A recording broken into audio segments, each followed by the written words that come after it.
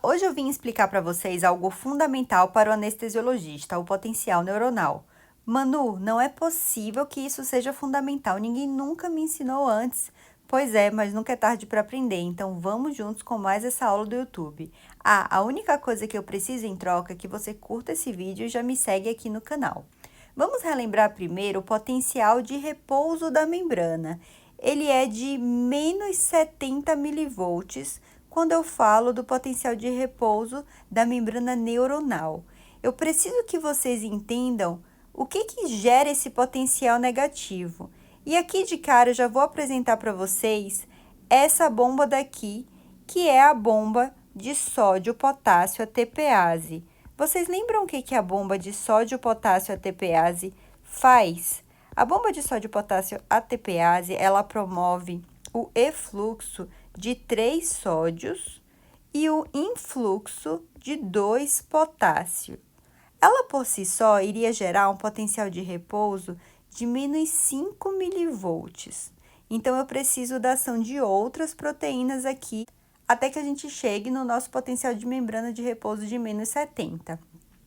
Aqui, então, vai entrar em ação os canais de vazamento de potássio. O neurônio, ele é extremamente permeável a potássio. E o tempo inteiro a gente tem potássio saindo dele para manter esse potencial de repouso e manter o intracelular cada vez mais negativo. Então, por conta da ação dos canais de vazamento de potássio, a gente acaba indo para um potencial de menos 90 milivolts. O fato é que a gente também tem um outro canal aqui, que é o canal de vazamento de sódio. E por conta disso, que a gente consegue garantir um potencial de membrana de repouso de menos 70. Esse canal de vazamento de sódio faz com que o sódio ele consiga entrar, né, numa quantidade muito menor do que a saída do potássio, mas é isso que faz com que esse potencial resultante aqui seja de menos 70 milivolts. Agora que você já entendeu o potencial de membrana de repouso e como ele é formado, eu quero que você desenhe aqui junto comigo este gráfico que vai mostrar como é que ocorre o disparo e a formação do potencial de ação. Aqui nessa linha eu vou desenhar para vocês o nosso potencial de repouso, que a gente acabou de aprender que no caso da célula neuronal a gente tem um potencial de repouso de menos 70. Existe um outro potencial que é o potencial de gatilho, de disparo, potencial de disparo, que ele é de menos 55 milivolts. A partir do momento que eu consigo gerar um potencial, seja por somação temporal ou espacial, que eu vou explicar para vocês o que é isso com mais detalhes lá no meu blog, eu vou gerar potenciais que podem chegar a atingir o menos 55 milivolts. Quando isso ocorre, imediatamente ocorre um disparo do potencial de ação com posterior repolarização. Percebam que acaba que o potencial ele fica um pouco mais negativo para depois vir para o potencial de repouso de membrana. Por que isso acontece? Isso ocorre exatamente porque os canais de vazamento de potássio eles ficam abertos por um pouco de mais tempo. Então, ele chega a bater ali menos 90 milivolts, como a gente acabou de ensinar para vocês, para depois ele chegar e voltar para o potencial de repouso de membrana. Então, dessa forma, nesse gráfico, eu preciso relembrar aqueles conceitos de despolarização que a gente consegue ver aqui o que está acontecendo, né? Na despolarização, eu tenho um potencial que era negativo e ele passa a virar positivo, a célula ele sai de menos 70, atinge o potencial de menos 55, dispara o potencial de ação e vai para mais 30 milivolts, que esse valor daqui, né, é mais 30 milivolts. Em seguida, eu preciso relembrar o conceito de repolarização. Na repolarização, eu vou ter uma carga que era positiva, virando uma carga negativa. Então, a gente tem aquele mais 30 que vai se transformar, vai voltar no fim para o menos 70 milivolts, que é o potencial de repouso da membrana. E eu também tenho um terceiro conceito que eu vou aproveitar e já falar aqui para vocês, que é o de hiperpolarização. Na fase de hiperpolarização, eu tenho uma membrana que ela é negativa, então, por exemplo, ela é menos 70 e ela vai ficar mais negativa ainda, vai para menos 90, por exemplo. Quando eu libero o glutamato, eu vou ter o estímulo de receptores glutamatérgicos, e esses receptores glutamatérgicos, eles promovem o influxo de sódio e promove também o influxo de cálcio. Além disso, promove um pouco do efluxo do potássio. O fato é que o estímulo glutamatérgico, ele vai promover uma despolarização. Aquele meu potencial que era de menos 70, com o influxo de sódio e de cálcio, ele vai para um potencial de mais 30, despolarizando, então, a minha membrana aí pós-sináptica. Já quando eu faço um estímulo do GABA, do receptor GABAérgico, eu vou ter uma entrada de cloreto importante, então entra bastante cloreto e sai potássio. Isso vai fazer com que o meio se torne extremamente negativo. E aí, aquele meu potencial de membrana, que era de menos 70 milivolts, acaba indo para um potencial mais negativo ainda de menos 90 milivolts, causando o fenômeno de hiperpolarização, inibindo o estímulo. E aqui o exemplo do glutamato eu falei para vocês que é a despolarização. Agora a gente vai mergulhar no fenômeno de despolarização e repolarização do neurônio, uma vez que a gente conseguiu gerar um potencial de ação. Como eu expliquei para vocês, eu tinha um potencial de menos 70 milivolts, que esse potencial conseguiu chegar em menos 55 milivolts e gerar um potencial de ação. Uma vez que isso acontece, vai promover a ativação aqui desses canais de sódio e eu vou ter um influxo muito importante de sódio, que é o fenômeno de despolarização.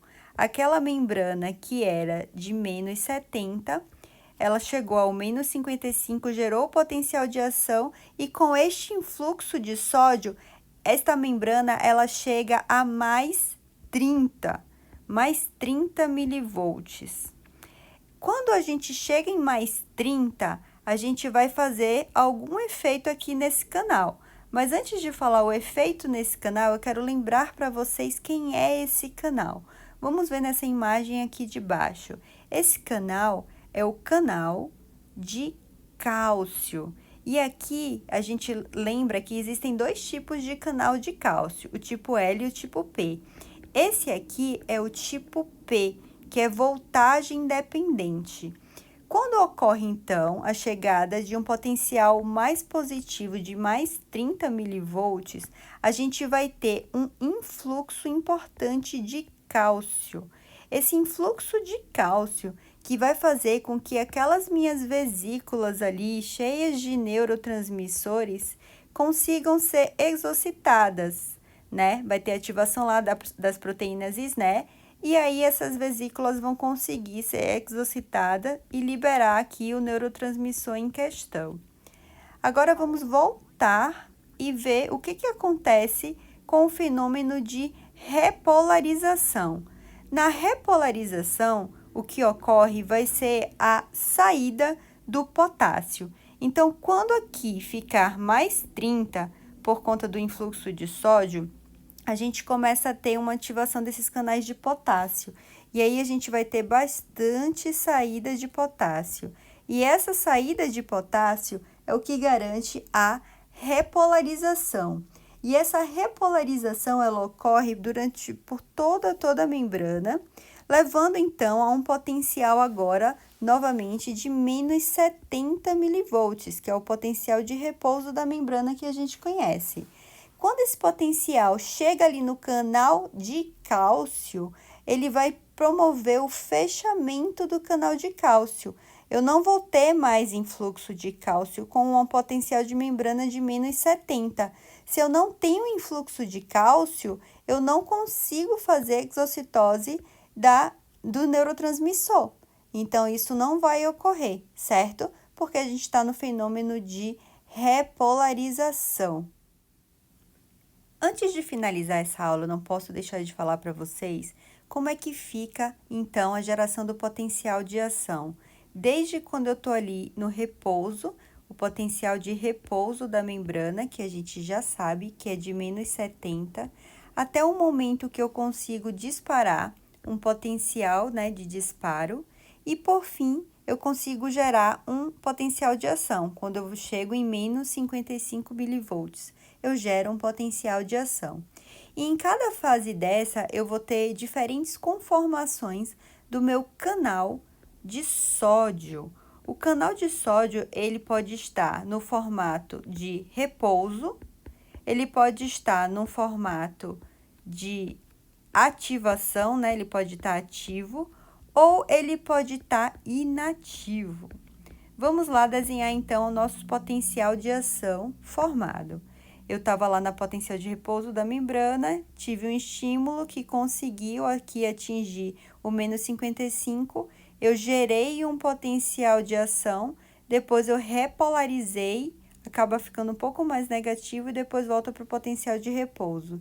Esse valor um pouquinho mais negativo é aquele -90 por conta dos canais de vazamento de potássio que eles são mais permeáveis, né? Ele chega a bater -90.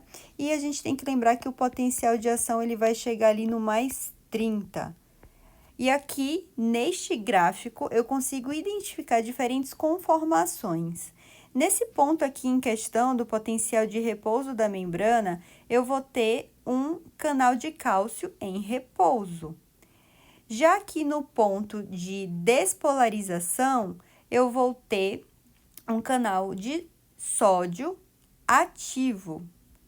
E no ponto de repolarização, eu vou ter um canal de sódio inativo. O ponto de repolarização começa a partir desse ápice daqui. Ele já vai estar, então, inativo esse canal de sódio. Vou registrar aqui para vocês também colocarem no resumo de vocês. Aqui ele está no formato ativo e aqui embaixo o canal de sódio está no formato de repouso. Agora é importante também a gente ver as conformações, lembrar o formato do canal de sódio, que ele é formado por dois portões, o voltagem dependente e o tempo dependente. Mas antes de passar para a próxima imagem, eu quero desenhar aqui para vocês um conceito que muitas vezes a gente atrapalha, que é o conceito de período refratário absoluto e relativo. Neste ponto aqui, onde a gente tem início a repolarização, eu vou desenhar aqui para vocês, eu vou pintar de verde, eu vou pintar de azul, toda a região que é considerado o período refratário absoluto. E agora, eu vou pintar aqui de verde toda a parte que é considerada o período refratário relativo. Agora, eu vou mostrar para vocês como é que estão as conformações do canal de sódio em repouso ativo e inativo. Vamos ver aqui do lado, eu vou desenhar também para vocês. Vamos então relembrar, né, como é o canal de sódio. O canal de sódio, ele é formado por dois portões. Um portão que é voltagem dependente e um que é tempo dependente.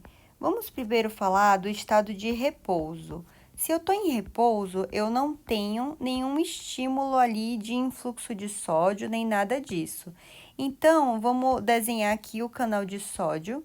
É como se ele tivesse aqui um portão que é voltagem dependente e um portão que é tempo dependente. Mas vamos registrar exatamente como é que está o do canal de sódio em repouso. Em repouso, o portão voltagem dependente ele está fechado.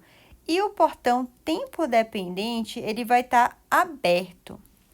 Já no estado ativo, eu tive lá o influxo de sódio, eu estou na despolarização. E no estado ativo, o meu canal de sódio, ele vai mudar um pouco a conformação. O portão agora, voltagem dependente, se abre. E aquele tempo dependente, ele ainda está aberto. Ele começou a fechar, mas ainda está aberto. E é possível ter o influxo de sódio que eu estou falando para vocês, que é o que ocorre na despolarização, quando o canal de sódio ele está aberto. E aí, na fase do canal de sódio inativo, que representa a repolarização, eu já vou ter um canal de sódio aqui desenhado para vocês, onde os portões, eles mudam a conformação. Agora, eu vou ter um portão voltagem independente aberto ainda e o tempo dependente fechou. É a conformação do estado inativo, que é da repolarização.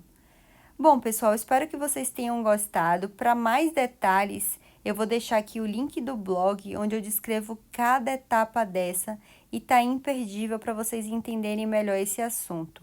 Um beijo e não esquece de curtir e deixar os comentários aqui no final que eu respondo todos vocês.